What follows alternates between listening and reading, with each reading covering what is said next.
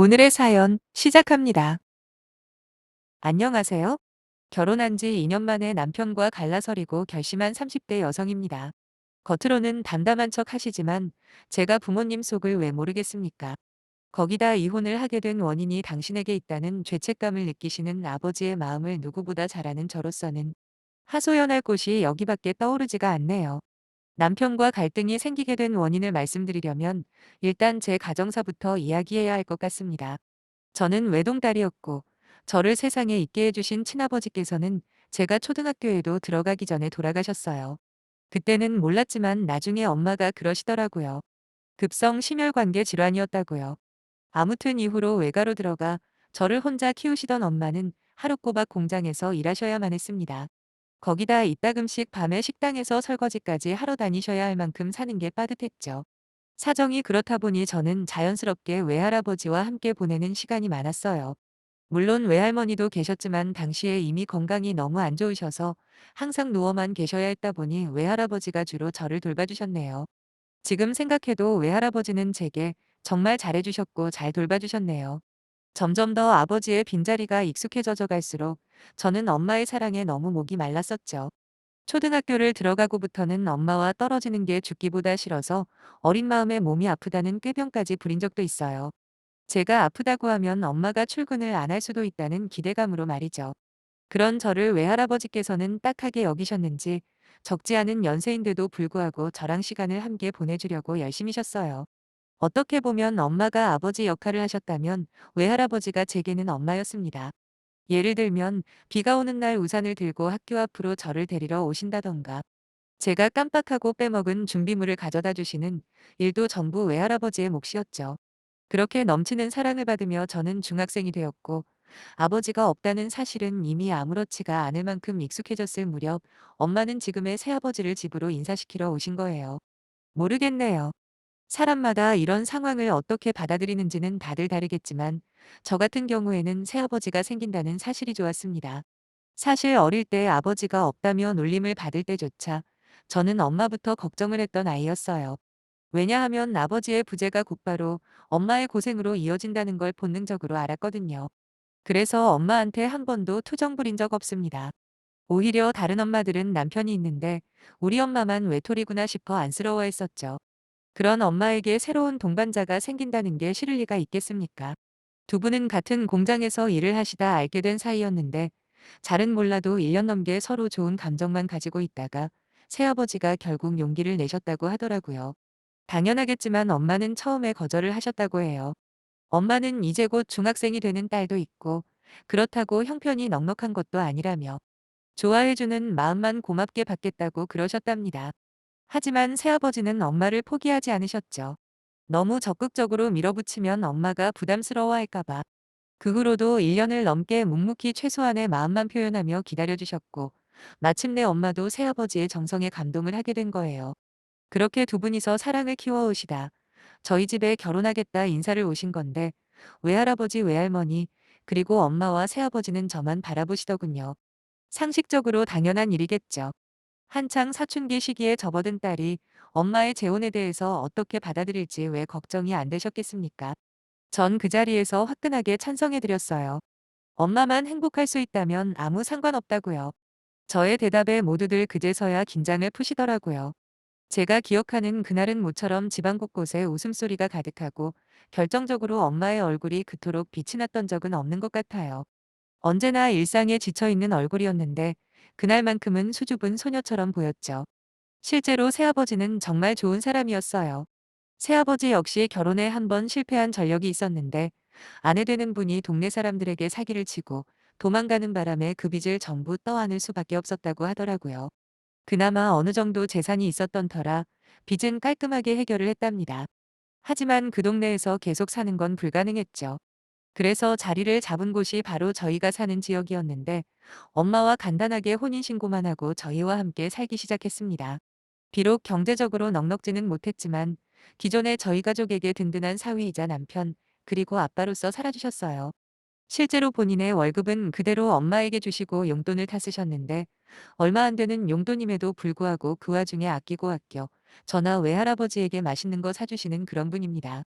실제로 집안 형편도 어느 정도 풀리다 보니 엄마 역시 이전에 일만 하던 생활에서 벗어날 수 있었죠. 새아버지는 저를 항상 공주라고 부르시며 아낌없이 애정을 주셨어요. 한 번은 제가 독감에 걸려 고열로 심하게 고생한 적이 있거든요. 그런데 하루도 빼놓지 않고 밤사이 중간중간 제 머리 위에 젖은 수건을 갈아주시고 출근을 하시더라고요. 사실 이건 빙산의 일각일 뿐이고 새아버지께 감사한 일을 전부 적다 보면 며칠 밤을 새도 모자랄 겁니다. 그만큼 자상하고 가족밖에 모르는 분이세요. 이렇게 새아버지를 존경하고 감사해야 하는 제 마음을 남편도 알고 있었다는 겁니다. 그런데도 그딴 헛소리를 짓거리다니 진짜 지금 글을 쓰면서도 부하가 치밀어 오르네요. 남편은 저와 아주 비슷한 가정 환경을 가지고 있는 사람이에요. 그래서 더 가까워진 것도 있죠. 저와 마찬가지로 어릴 때 아버지를 여의고 시어머니께서 혼자 남편을 키웠거든요.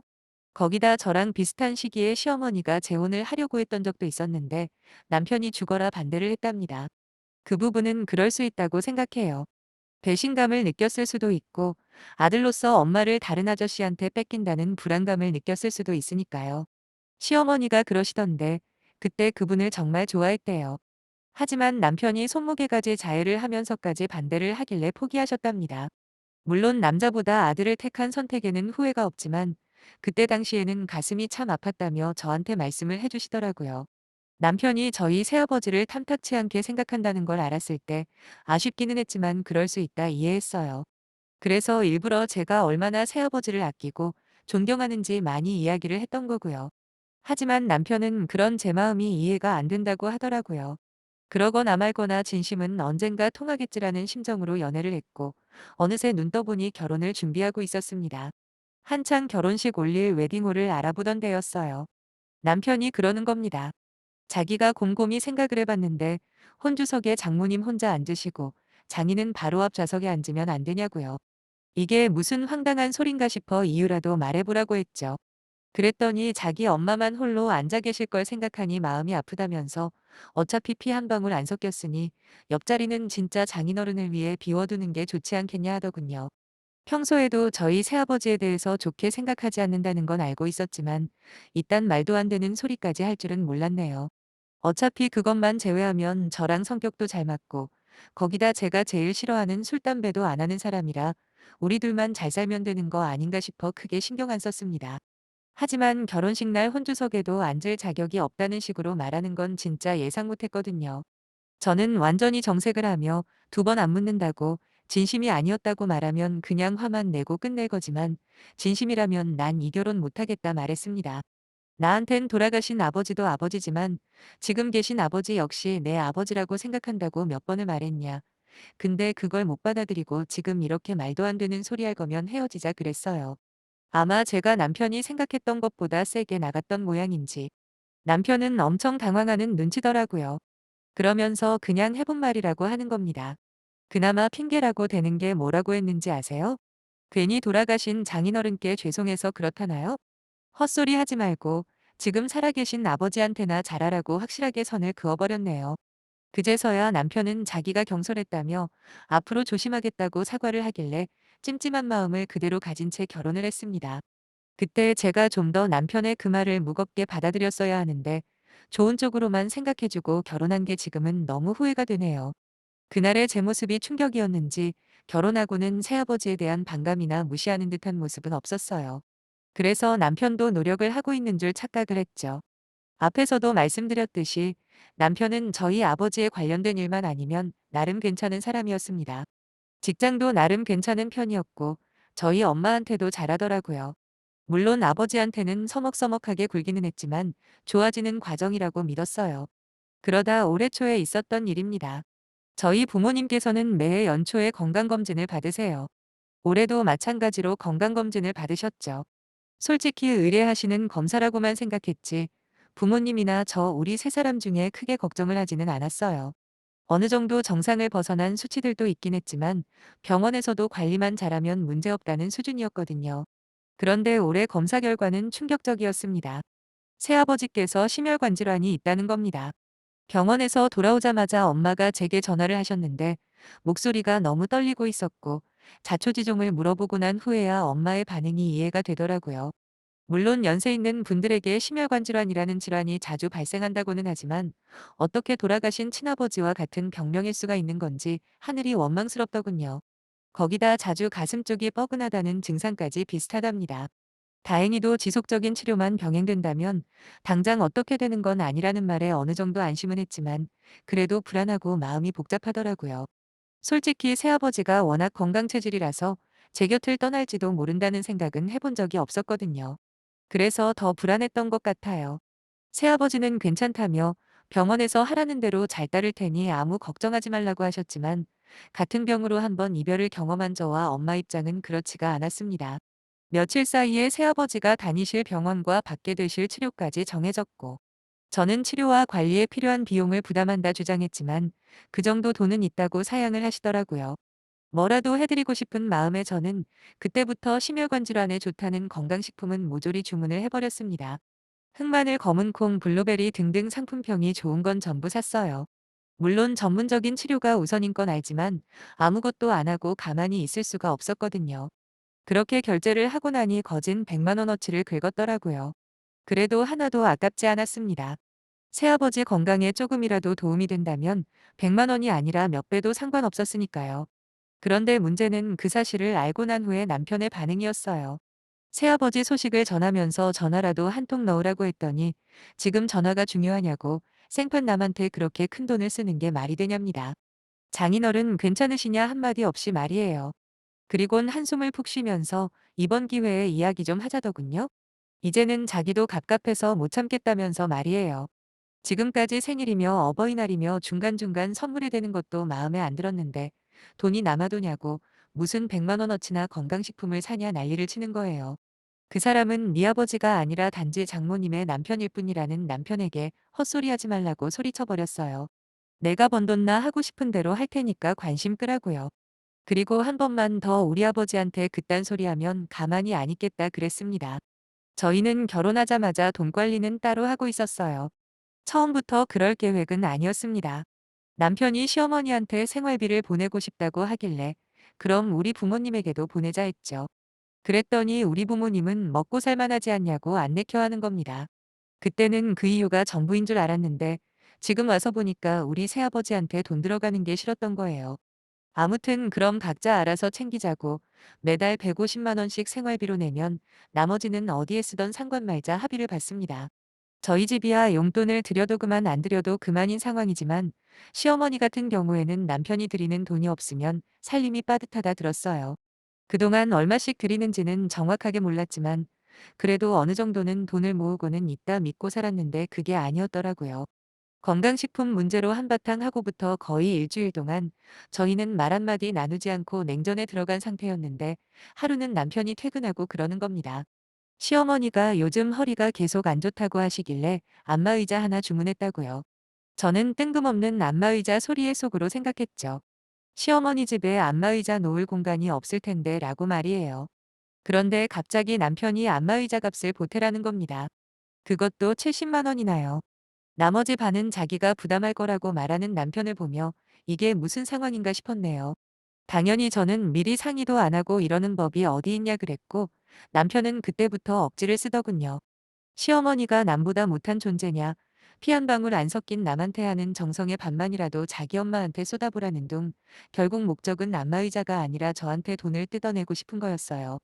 아니 사실 제가 건강식품 살 때 1,000원짜리 한 장이라도 보태고 저런 소리를 하면 몰라요. 하지만 그게 아니잖아요. 내 돈으로 내가 산다는데 자기가 무슨 권리로 이래라 마라 하는 겁니까? 그리고 안마의자를 사드리고 싶으면 저처럼 자기 돈으로 사드릴 것이지. 자꾸만 우리 새아버지를 걸고 넘어지는 게 너무 짜증이 나더라고요. 지금 한 말 그대로 해줬습니다. 하지만 남편은 이미 이성을 상실해버린 듯 앵무새처럼 안마의자 사게 돈을 보태라더군요. 그렇게 사드리고 싶으면 네 돈으로 사드리면 되잖아 라고 소리를 빽질렀더니 남편도 같이 소리를 지르며 자기가 그런 돈이 어디 있냐. 다달이 100만 원씩 보내드리고 나면 남는 것도 없는데 라고 하는 게 아니겠어요? 그렇습니다. 결혼하고 젖을 거쓰면서도 2년 동안 3천만 원 가까이 모은 저랑은 다르게 남편은 말 그대로 개털이었던 겁니다. 뻔뻔한 남편은 이왕 말 나온 김에 하는 소리라며 만약에 안마의자는 취소하면 시가에 생활비 보내는 거 보태줄 거냐 물어보더군요. 어림도 없다 했죠. 지금 이 상황에서 생활비가 웬 말입니까? 2년 동안 돈 한 푼 모으지 못한 남편을 어떻게 할지부터 고민해야 하는데 말이에요. 이것도 싫다 저것도 싫다. 자기가 요구하는 걸 하나도 들어주지 않자 남편은 최후의 수단이라고 한다는 말이 뭔지 아세요? 지금처럼은 못 살겠답니다. 그리곤 장인어른을 택하던지 나를 택하던지 양자택일해. 라고 하는 거예요. 순간 1초도 망설이지 않고 이혼하자 했네요. 진짜 웃기지도 않았어요. 직간놈이 뭐라고 양자택일하라고 하면 제가 뭐 무서워할 줄 알았나 봐요. 아니 잘못했다고 싹싹 빌어도 봐줄까 말까한 주제에 어딜 협박이랍니까? 남편은 제가 이혼하자는 말에 흠칫 놀라는 눈치였지만 자존심 때문인지 자기도 좋답니다. 남편보다 남이 좋다는 여자랑은 같이 살기 싫다네요. 사실 말이야 바른 말이지. 자기는 저랑 피 한 방울이라도 섞였답니까? 어차피 그런 관점이면 남편도 남이잖아요. 자꾸 궁시렁거리길래 한마디 더 해버렸습니다. 너 같은 놈 없이는 살아도 우리 아버지 없이는 못 살겠다고요. 그러니까 귀찮게 두 번 말하게 하지 말고 갈라설 거면 그냥 입 닥치고 갈라서자 했습니다. 나도 와이프 진심을 길에 굴러다니는 개똥만큼도 안 여기는 인간이랑 살기 싫다고도 말했죠. 그렇게 안마의자로 시작된 말싸움은 이혼이라는 결과를 불러왔고 마지막 최종 결정까지도 남편은 끝까지 밀어붙이더라고요. 솔직히 남편의 뻔뻔함에 어이가 없기도 했지만 일 복잡하게 만들지 않아줘서 다행인 점도 있었어요. 협의 이혼이라는 게 생각보다 오래 걸리더라고요.